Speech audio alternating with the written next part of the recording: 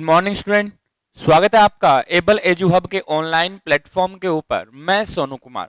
तो सबसे पहले यहां पर हम बात करेंगे, वो टॉपिक है हमारा कि कॉन्सेप्ट ऑफ जीन किसे कहते हैं, यानी कि जीन के ऊपर है वो हमें बात करनी है कि जीन क्या कहलाएगा। तो चलते हैं बात करते हैं। सबसे पहले हम यहां पर अपना जीन के ऊपर किसके ऊपर बात करेंगे, यहां से हम अपने जीन के ऊपर है वो बात करें कि जीन है वो एक्चुअल में होता क्या है। तो देखिए यहां पर जीन किसे कहेंगे कि वह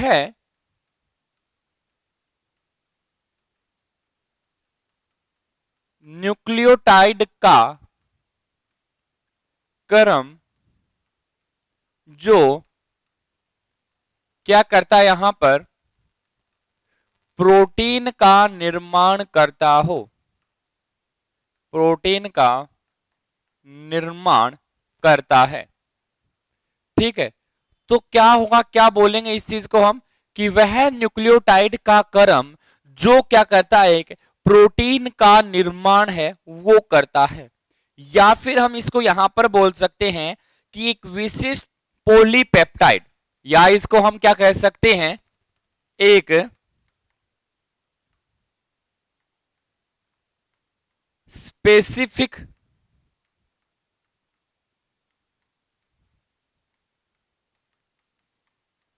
पॉलीपेप्टाइड का क्रम जो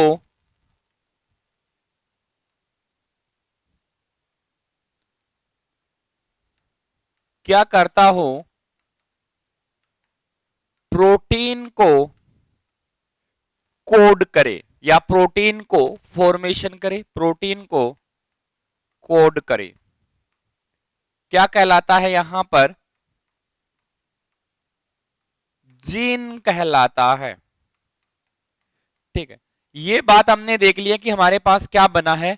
या तो हम बोल सकते हैं कि न्यूक्लियोटाइड का वह क्रम, या फिर पॉलीपेप्टाइड, यानी आपस में एमिनो एसिड के बीच में एक पेप्टाइड बॉन्ड का निर्माण होता रहे और वो एक स्पेसिफिक प्रकार का हो, और वहां से क्या करता हो, वो एक कार्य करने की, मतलब कि प्रोटीन बनाने की इसके अंदर प्रवृत्ति होती है। तो वो ही क्या कहलाता है, हमारा यहाँ पर जीन है वो कहलाता है। जैसे बात करें कि प्रोटीन का फॉर्मेशन कैसे होता है, तो डीएनए से आरएनए बनेगा तो ट्रांसक्रिप्शन होगा। ट्रांसक्रिप्शन के बाद में ट्रांसलेशन की प्रोसेस होती है जो आरएनए से प्रोटीन का निर्माण करती है। और वही क्या होगी, प्रोटीन किसकी बनी होती है, तो चार्ज हुए एमिनो एसिड के मध्य एक पॉलीपेप्टाइड बॉन्ड का निर्माण होता है। यानी कि दो एमिनो एसिड के मध्य पेप्टाइड बॉन्ड का निर्माण, फिर दो एमिनो एसिड के बीच में पेप्टाइड बॉन्ड का निर्माण होता है। यानी टोटल मिलाकर बात करें यहां पर, तो लगभग हमारे पास मान लीजिए 50 एमिनो एसिड हैं। तो इनके बीच में 49, कितने, 49 पेप्टाइड बॉन्ड का निर्माण होगा। और ये पेप्टाइड बॉन्ड का क्रम क्या कहलाता है, पॉलीपेप्टाइड रूप में क्रम कहलाता है। यानी बहुत सारे आपस में एमिनो एसिड जुड़कर पेप्टाइड बंध का निर्माण किया हुआ मिलेगा, और वही भाग हमारा क्या कहलाता है, यहां पर प्रोटीन के नाम से जाना जाएगा। और जो प्रोटीन को बनाता है वही क्या होता है, हमारा एक कार्यात्मक ग्रुप, जिसे हम बोलते हैं स्पेसिफिक फंक्शन करने वाला होता है, जिसे हम क्या बोलते हैं, यहां पर जीन कहा जाता है।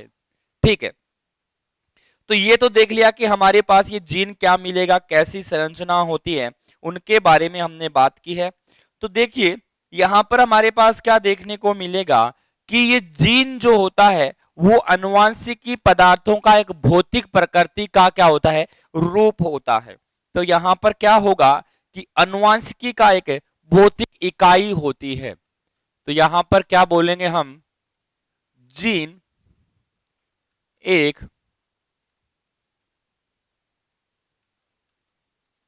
जेनेटिकल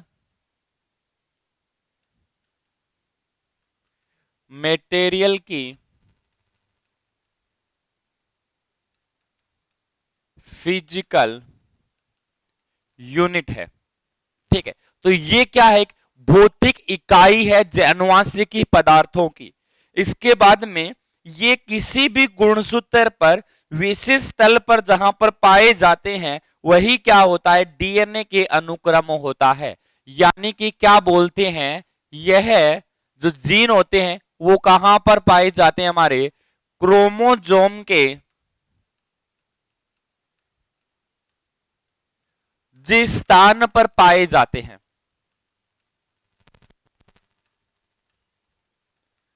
जिस स्थान पर पाए जाते हैं उसे क्या बोला जाता है, यहां पर लोसाई बोला जाता है। यानी कि उसको हम क्या बोलते हैं, पाए जाते हैं उसे लोसाई कहा जाता है। ठीक है, इस भाग को हमने क्या बोल दिया, यहां पर लोसाई है वो कह दिया, या फिर इसको हम यहां पर क्या कह सकते हैं, अपना लोसाई बोल दिया। और यह किसके अनुकूल होता है, डीएनए के, डीएनए के अकॉर्डिंग होता है, डीएनए के अकॉर्डिंग होता है। यानी इसको करने का काम कौन करता है, ज्यादातर डीएनए भाग होता है उसी के द्वारा है वो किया जाता है। अब ये क्या करता है, प्रोटीन अथवा आरएनए अणु को क्या करता है, कोड करता है। कौन करता है, जीन की बात करते हैं तो यह हमारे पास किसको कोड करने की प्रवृत्ति होती है, प्रोटीन को, या फिर हम यहां पर क्या कर सकते हैं, आरएनए को क्या करता है, कोड करता है। ठीक है, तो ये क्या काम करेगा, यहां से आरएनए को है वो कोड करने का काम है वो यहां पर किया जाता है। तो क्रोमोजोम के जिस स्थान पर ऊपर जीन पाया जाता है उसको हम लोसाई के नाम से बोला जाता है, और डीएनए के अकॉर्डिंग ये पाया जाएगा। डीएनए के अंदर कौन सी एक्टिविटी होगी वो सारे इसी के अकॉर्डिंग ही होगी।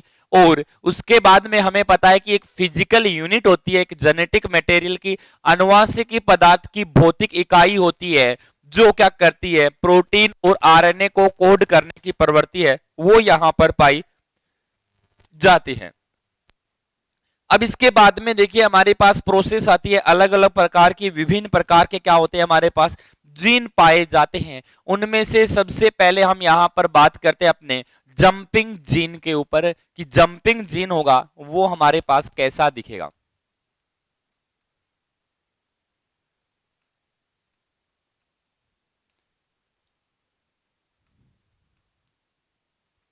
किसके ऊपर हम बात कर रहे हैं, अपने जंपिंग जीन के ऊपर बात करें कि जंपिंग जीन हमारे पास कैसा दिखेगा। कि ऐसे जीन जो एक क्रोमोजोम से एक क्रोमोजोम के एक जगह से क्या होते हैं दूसरे जगह पर, यानी क्या बोला जा सकता है कि एक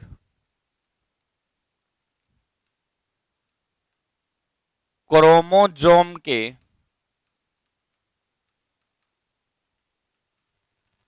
एक जगह से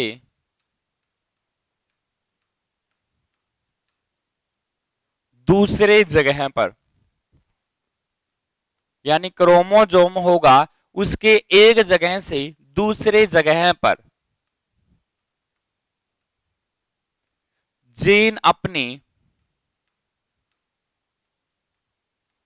क्या करते हैं, स्थिति बदलते रहते हैं। ठीक है, तो जीन जो होंगे वो क्या करते रहेंगे, अपनी स्थिति जो होती है वो इसी के आधार बदलते रहेंगे या स्थान परिवर्तित रहेंगे।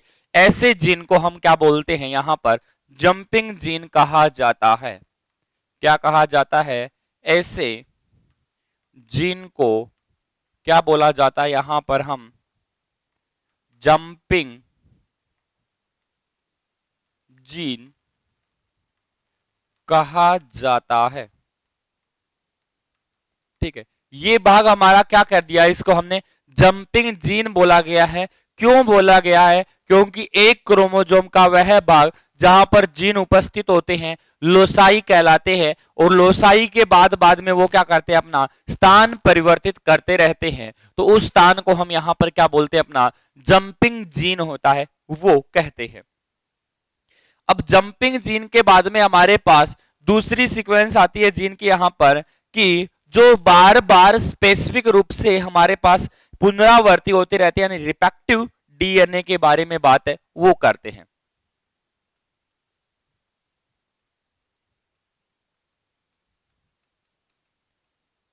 रिपेक्टिव डीएनए बोल सकते हैं, या फिर इसको हमने यहां पर क्या कर दिया है अपना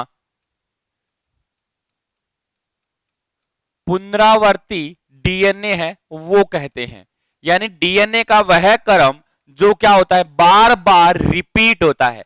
जैसे बात कर लेते हैं कि हमारे पास कोई भी सीक्वेंस आई है, जैसे ये सीक्वेंस आई है, ठीक है, इसके बाद में कोई भी जैसे ए जी सी ए, ये जी सीक्वेंस आ गई हमारे पास। अब इसके बाद में वापस से क्या होगा ए जी सी ए, फिर कोई दूसरा क्रम आ गया, फिर उसके बाद में ए जी सी ए, यानी कि ये क्रम क्या हो रहा है हमारा बार बार से रिपीट हो रहा है। कहां पर कि डीएनए का कोई भी क्रम है। डीएनए का पता कैसे चला, क्योंकि डीएनए के अंदर इथाइमिन होता है, आरएनए के अंदर क्या पाया जाता है यूरेसिल पाया जाता है। इसी के कारण ए जी सी ए क्रम यहां पर है, फिर दोबारा ए जी सी ए क्रम हो गया, फिर दोबारा ए जी सी ए क्रम यहां पर पाया जाता है। तो एक ये क्या करता है सीक्वेंस को बार बार पुनरावृत्ति करवाता है। तो वह डीएनए जिसका विशिष्ट भाग क्या करे बार बार सीक्वेंस के अंदर आए, यानी बार बार उसकी सीक्वेंस होती है वो चेंज होती रहे, बार बार वो उसी का रिपीट यहां पर क्या करते रहे। जैसे बात करते हैं ना रिपीट टेलीकास्ट की बात करते हैं, दोबारा उसी प्रोग्राम को क्या करना दोबारा प्रस्तुत करना। तो वही सीक्वेंस क्या होती है डीएनए के अंदर, वही कोड दोबारा आना, वही क्या कहलाता है हमारा रिपेक्टिव डीएनए या फिर पुनरावर्ती डीएनए है वो यहां पर कहलाता है। ठीक है, अब इसके बाद में हम कोडिंग जीन के ऊपर बात करते हैं। हमारा थर्ड नंबर क्या भाग होगा यहां पर कोडिंग जीन है वो होता है।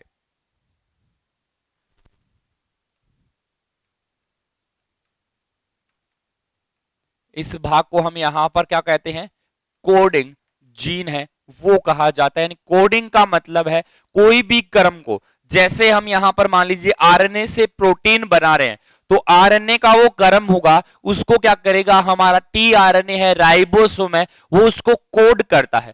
कोड करने के बाद में क्या करेगा वही कोड के अनुसार किसी दूसरे एमिनो एसिड को लेकर आएगा, यानी चार्ज्ड एमिनो एसिड, या उसको हम बोल सकते हैं एसाइल एमिनो एसिड को लेकर आता है।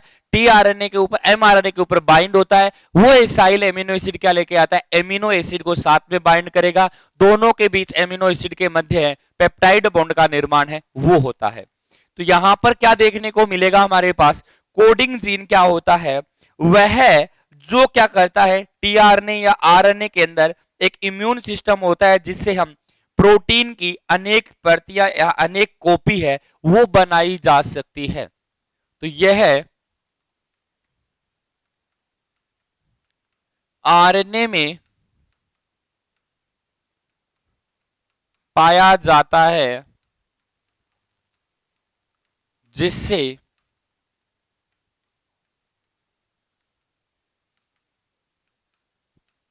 प्रोटीन की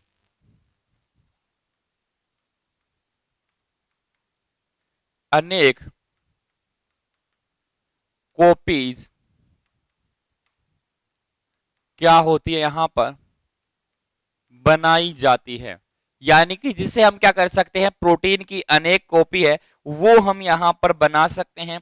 जैसे बात करें हमारे पास लगभग हमारा जो डीएनए होता है वो 40 किलो बेस पेयर का क्या होता है लंबा होता है। जैसे हमारे ह्यूमन के ऊपर बात करते हैं तो ह्यूमन का जो डीएनए भाग होता है वो डीएनए भाग कितना होता है 40 केजी बेस का लंबा होता है। 40 केजी बेस पेयर का क्या होता है वो एक लंबा होता है, यानी 40 किलो बेस पेयर का वो क्या होगा लंबी सीक्वेंस है वो हमारी बॉडी के अंदर डीएनए है वो पाया जाता है। लेकिन इसका 10% यानी कि इसका हमारे पास क्या बनता है लगभग 10% ही बोल सकते हैं, या फिर हम बोल सकते हैं कि 10 केजी बेस पेयर क्या बनता है यहां से आरएनए बनता है। तो देख लीजिए जो आरएनए बना है वही हमारी क्या होती है कोडिंग सीक्वेंस पाई जाती है। तो हमें पता है कि हमारे पास जो कोडिंग सीक्वेंस मिलेगी वो यहां पर कितनी होती है 10 किलो बेस पेयर की होती है। ठीक है, 10 किलो बेस पेयर की कोडिंग सीक्वेंस यहां पर होती है और इससे पहले कितना था 40 था। तो देख लीजिए 34 किलो बेस पेयर हमारे पास है, केजी बेस पेयर है, वो हमारे पास एक्स्ट्रा मटेरियल यहां पर पाया जाता है। जो काम का होता है, जिससे हमें प्रोटीन बनती है, वो कितना होता है, ओनली यहां पर 10 किलोग्राम यानी कि 10 किलो बेस पेयर का भाग ही पाया जाता है। बाकी भाग है वो कैसा होता है, एक अपशिष्ट के रूप में यहां पर काम है वो करता है। ठीक है, तो थर्ड नंबर हमने कोडिंग जीन के ऊपर बातें कर ली कि हमारे पास वह सीक्वेंस जिससे हम क्या कर सकते हैं, प्रोटीन का निर्माण कर सकते हैं या कोई भाग को हम यहां पर कोड कर सकते हैं। इसके बाद में हम फोर्थ नंबर पे चलते हैं, जिसे हम जंक जीन के नाम से कहते हैं। यानी कि हमारे पास कैसी सीक्वेंस यहां पर बनेंगी, जंक जीन होता है, वो हम यहां पर कहेंगे किस प्रकार की सिचुएशन है वो हमें यहां पर देखने को मिलेगी, उसके ऊपर बात करते हैं। तो नॉन कोडिंग जीएनए का पुनरावर्ती सम्मिलित होती है, जो प्रोटीन के लिए कोड नहीं करते हैं वो क्या कहलाता है, इंट्रोन कहलाता है। यानी कि क्या होता है, इसमें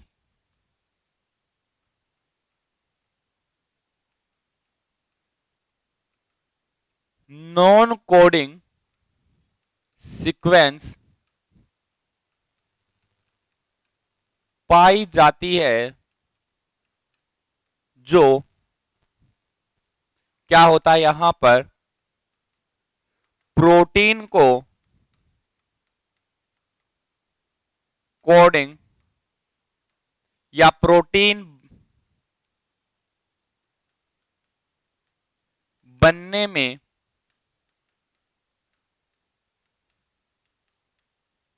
सहायता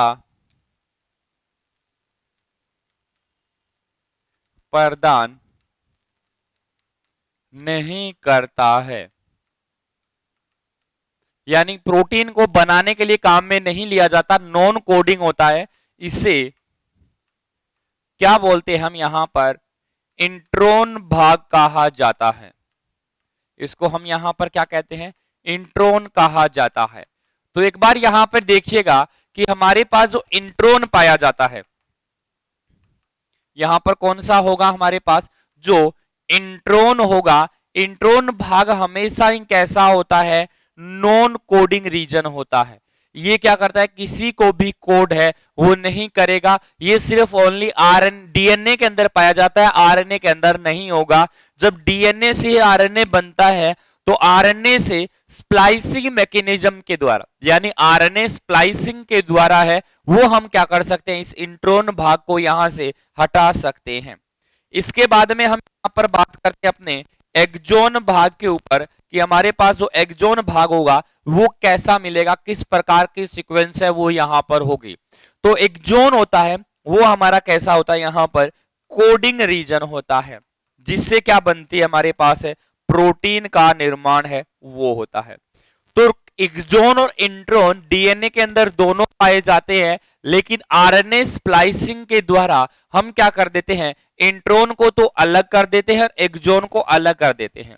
क्यों किया जाता है, क्योंकि आरएनए है वो अब कहां जाना है, साइटोप्लाज्म की तरफ जाना है।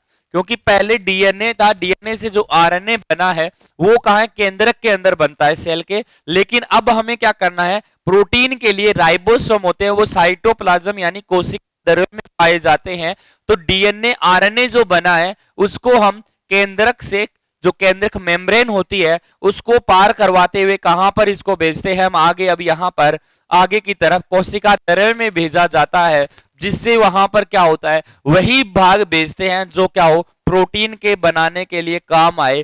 तो इसलिए एक्सोन को भेज दिया जाता है और इंट्रोन को केंद्रक में ही रखा जाता है। तो एक्सोन भाग हमारा क्या होता है, हमेशा ही कोडिंग सीक्वेंस के रूप में यहां पर पाया जाता है। तो ध्यान रखना, एक्सोन भाग हमेशा ही कैसा होता है, हमारा कोडिंग सीक्वेंस के रूप में हमें देखने को मिलेगा। अब देखिए सबसे पहले हम यहां पर बात करते हैं कि प्रोकैरियोटिक के अंदर पाई जाने वाली जो जीन की संरचना होती है उनके ऊपर हम बात करेंगे।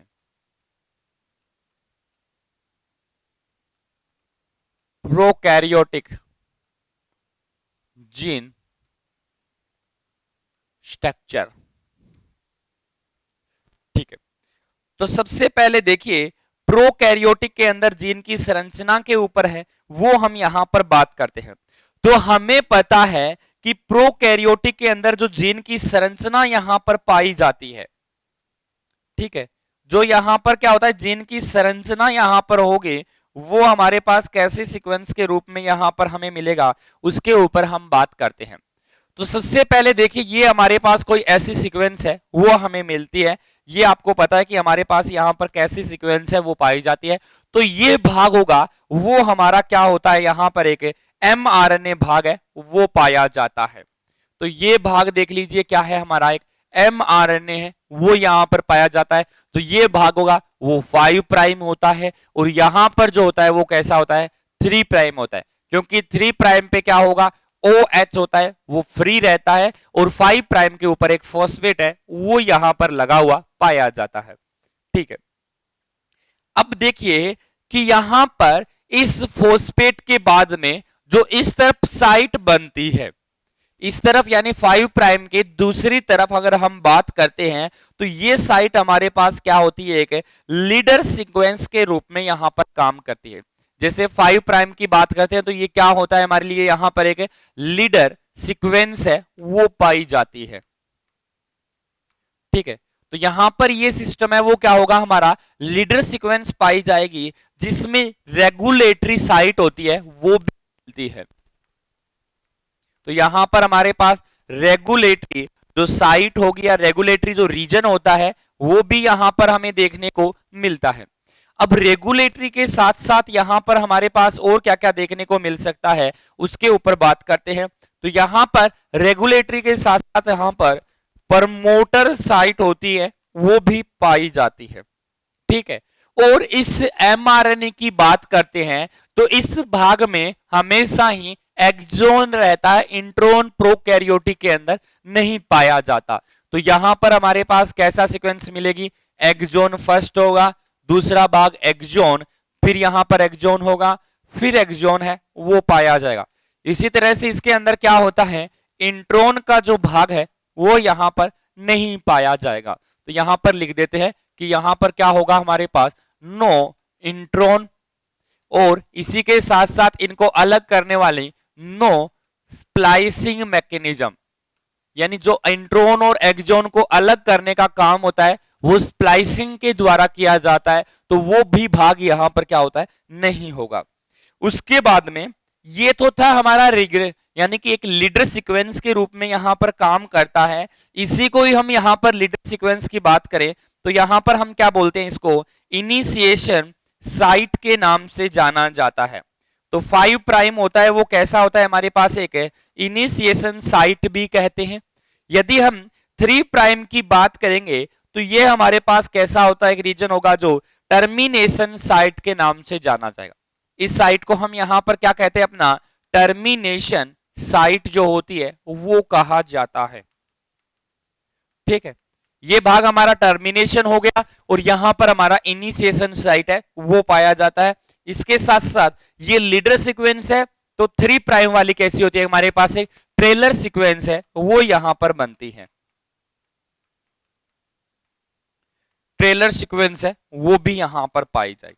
तो दोस्तों देखिए, यहां पर जो हमारे पास प्रोकैरियोटिक की जीन की संरचना बनती है उसके अंदर कोई भी किसी भी प्रकार का इंट्रोन भाग नहीं होता है। अलग अलग प्रकार से जब mRNA स्टार्ट होता है उसके साथ में ही प्रमोटर जुड़ा होता है, और जो रेगुलेटिंग सीक्वेंस होती है जो रेगुलेट करती है इस संरचना को वो भी इसी के साथ है वो जुड़ी रहती है। तो 5 प्राइम की सीक्वेंस को हम लीडर सीक्वेंस भी बोल सकते हैं, या फिर इसे हम इनिशिएशन सीक्वेंस है वो भी कहा जाता है। 3 प्राइम को हम यहां पर ट्रेलर सीक्वेंस भी कह सकते हैं, या फिर हमारे पास ये सीक्वेंस क्या कहलाती है, टर्मिनेशन साइट के नाम से भी जानी जाती है। तो ये तो संरचना हुई हमारी प्रोकैरियोटिक के बारे में कि प्रोकैरियोटिक की जो जीन की संरचना बनती है वो किस तरह से बनेगी, उनके ऊपर हमने अपनी बातें हैं वो कर ली। तो अब बात करते हैं यूकैरियोटिक के जीन के ऊपर कि यूकैरियोटिक जो संरचना बनती है वो कैसी होती है। यूकैरियोटिक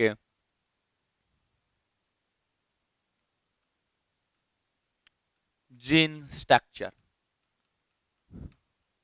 ठीक है, तो यहां पर कैसे हमारे पास देखने को मिलेगा, यूकैरियोटिक के अंदर जीन की संरचना के ऊपर है वो हमें बात करनी है।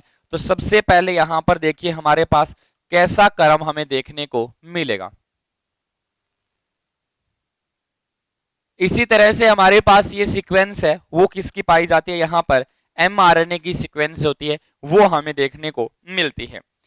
तो इस mRNA के अंदर सबसे पहले यानी कि जो डीएनए भाग है इसी के ऊपर बात करते हैं एक बार कि एक्सोन और इंट्रोन भाग हमारे दोनों होंगे। तो यहां पर हमारे पास कैसा होता है 5 प्राइम सीक्वेंस दिखती है और यहां पर हमारे पास कैसा होता है 3 प्राइम होता है। जैसे यदि हम यहां पर बात करते हैं कि ये हमारा है तो यहां पर कौन सा होगा, एक्सोन भाग होगा। इसी के साथ साथ यहां पर कौन होता है, इंट्रोन भाग है, फिर एक्सोन भाग है, फिर इंट्रोन भाग है, इसी तरह से एक्सोन भाग और फिर इंट्रोन भाग। इसी तरह से हमारे पास ये सीक्वेंस है वो हमारी पाई जाती है। और जस्ट एक्सोन के पास में एक इनिशिएटर साइट पाई जाती है। यहां पर कौन सी साइट होगी हमारी उसके ऊपर हम बात करते हैं। तो इसको हम यहां पर क्या कहते हैं, अपना इनिशिएटर साइट कहा जाता है। ये कैसी होती है, +1 के रूप में हमारे पास देखने को मिलती है। तो ये साइट हमारी क्या होगी, यहां पर +1 है वो कहलाती है। अब देखिए एक तरफ +1 है तो इस तरफ जो भी सीक्वेंस आएगी वो हमारी हमेशा ही नेगेटिव के अंदर रहती है और दूसरी तरफ यानी 3 प्राइम की तरफ वो कैसी रहेगी, पॉजिटिव के अंदर सीक्वेंस है वो पाई जाती है। बीच के अंदर पॉजिटिव यानी 0+1 साइट होती है, इनिशिएटर साइट बोलते हैं, या फिर इसको हम क्या कहते हैं यहां पर एक जो कोडिंग होती है वो कैसी होती है, स्टार्ट प्रोटीन या स्टार्ट साइट के नाम से इसको हम जानते हैं। तो यहां पर हमारे पास जो ट्रांसक्रिप्शन की प्रोसेस होती है वो कैसी होती है, स्टार्ट होती है। इसके बाद में जो स्टार्ट साइट होती है इसी साइट को हम यहां पर क्या बोल सकते हैं, अपना लीडर सीक्वेंस है वो बोला जाता है। तो यहां पर हमारे पास कैसी सीक्वेंस है, एक लीडर सीक्वेंस के रूप में संरचना है वो मिलती है। अब देखिए जहां पर हमारे पास पॉजिटिव साइट होती है इस साइट को हम डाउन साइट के नाम से जानते हैं। ये हमारे पास कैसी होती है, डाउन साइट कहलाती है, जिस तरफ हमारे पास 3 प्राइम सीक्वेंस रहती है और जहां पर माइनस सीक्वेंस रहती है उसको हम यहां पर अप साइट कहते हैं। इस चीज का खास तौर से ध्यान रखिएगा, जहां पर माइनस होगा वो अप साइट होगा, जिस तरफ पॉजिटिव सीक्वेंस पाई जाती है वो कैसा होता है, हमारे पास यहां पर डाउन साइट के रूप में मिलती है। अब इसी के साथ साथ देखिए इस +1 से इधर की तरफ चलते हैं तो हमारे पास यहां पर -25 न्यूक्लियोटाइड क्रम मिलता है, जिसको हम यहां पर क्या बोलते हैं, अपना टाटा बॉक्स कहते हैं। यानी कि ये एक बॉक्स रूपा संरचना है वो हमारे पास पाई जाएगी, जिसमें सीक्वेंस कैसी होती है, इस तरह की सीक्वेंस है वो हमारे पास मिलेगी। तो इसीलिए इसको हम यहां पर क्या कहेंगे, अपना टाटा बॉक्स है वो कहा जाता है, जो कहां पर होती है -25 न्यूक्लियोटाइड के क्रम के ऊपर पाई जाती है। अब -25 के बाद में यदि हम -80 न्यूक्लियोटाइड की तरफ चलते हैं, ठीक है, तो ये हमारे पास नेगेटिव यानी कि हम अप साइड की तरफ चल रहे हैं। तो यहां से क्या मिलेगा, हमारे पास एक बॉक्स पाया जाता है जिसे हम अपने जो GCC80 बॉक्स है वो कहते हैं। इस बॉक्स को क्या कहते हैं, GCC80 बॉक्स के नाम से है वो हम इसको जाना जाता है। ठीक है, इसी तरह से हमारे पास यदि हम -100 के ऊपर बात करें, -100 न्यूक्लियोटाइड के क्रम पे चलते हैं तो यहां पर हमारे पास एक बॉक्स मिलता है, जिस बॉक्स को हम यहां पर क्या कहते हैं, अपना GC बॉक्स कहा जाता है। क्योंकि यहां पर हमारे पास कैसी सीक्वेंस है वो हमें देखने को मिलेगी उसके ऊपर है वो हम बात करते हैं।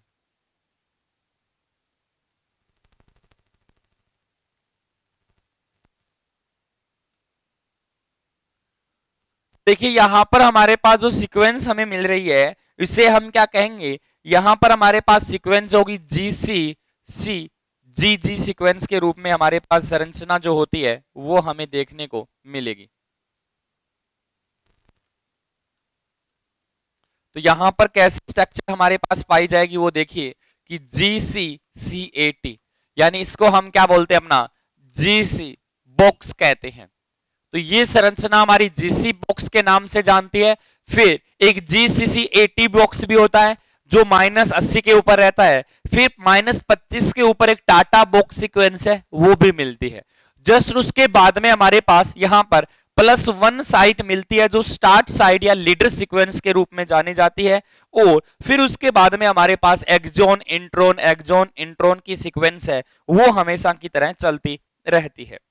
ठीक है, यानी कि इसको हम यहां पर CCATB बॉक्स के नाम से भी जानते हैं। अब इसके बाद में बात करते हैं हमारे पास कि यहां पर ये तो सीक्वेंस हमारे पास मिलेगी कि ये तो हमारे पास इनिशिएटर साइट होती है, तो 3 प्राइम वाली हमारे पास कैसी होगी, एक ट्रेलर साइट के नाम से जानी जाती है। जो 3 साइट होती है उसको 3 प्राइम की साइट है उसको हम डाउन साइट बोलते हैं, और 5 प्राइम की साइट है वो हमारे पास क्या कहलाती है, अपस्ट्रीम के नाम से जानी जाती है, जिसके अंदर 5 प्राइम की तरफ हमेशा ही जो सीक्वेंस होगा वो माइनस के अंदर रहेगा, और यही सीक्वेंस हमारे पास टाटा बॉक्स, GCCC बॉक्स और GC बॉक्स के रूप में यहाँ पे मिलता है। जस्ट टाटा बॉक्स के पास +1 साइट होती है, वहां से ही ट्रांसक्रिप्शन या ट्रांसलेशन की प्रक्रिया है वो हमेशा ही क्या होती है, प्रारंभ होती है। अब देखिए कि हमारे पास यहां पर जो ये टाटा बॉक्स पाया जाता है, इस टाटा बॉक्स के ऊपर कुछ ट्रांसक्रिप्शन फैक्टर होते हैं जो क्या करते हैं, ट्रांसक्रिप्शन की जो प्रोसेस होती है उसके अंदर काम आते हैं। तो सबसे पहले देखिए कि हम बात करते हैं यहां पर कि जो ट्रांसक्रिप्शन की प्रक्रिया होगी वो कैसे होगी। तो जो टाटा बॉक्स हमारा यहां पर पाया जाएगा, इस टाटा बॉक्स के अंदर बात करते हैं तो इस बॉक्स पर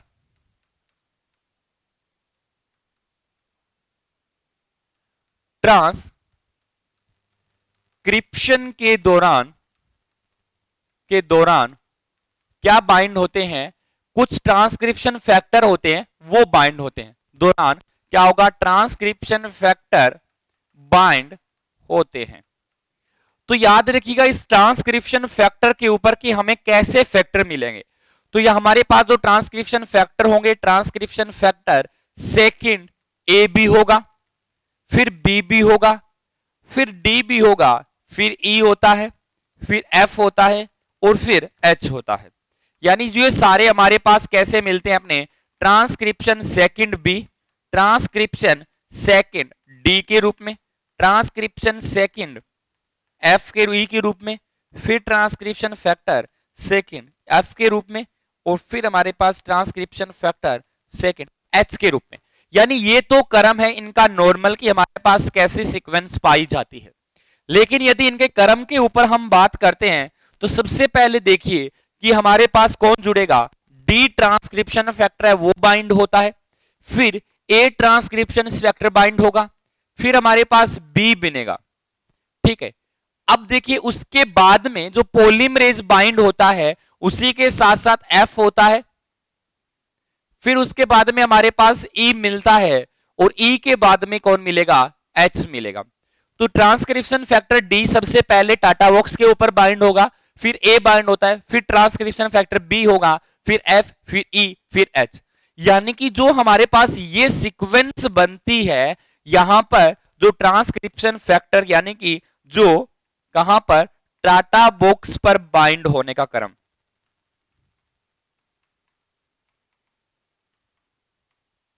टाटा बॉक्स पर बाइंड होने का क्रम यानी कि एक सीक्वेंस होती है वो कैसे होगी।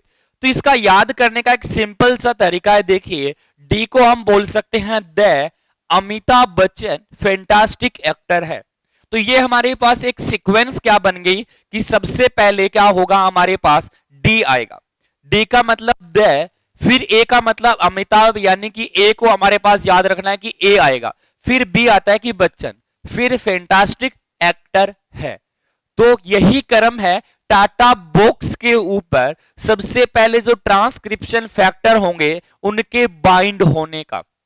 तो इस सीक्वेंस को ध्यान में रखिएगा कि कैसे बाइंड होंगे। तो इतनी कोड याद रख लीजिएगा कि the Amitabh Bachchan fantastic actor है, तो इसी से डी ए बी, फिर उसके बाद में एफ ई एच, ये सीक्वेंस हमेशा ही यहां पर रहती है। तो ये तो हमने देख लिया अपने टाटा बॉक्स का कि किस तरह से हमारे पास टाटा बॉक्स है वो यहां पर पाए जाते हैं।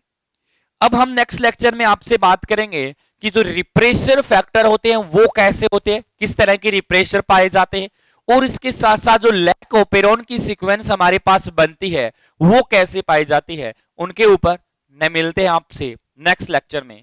Thank you.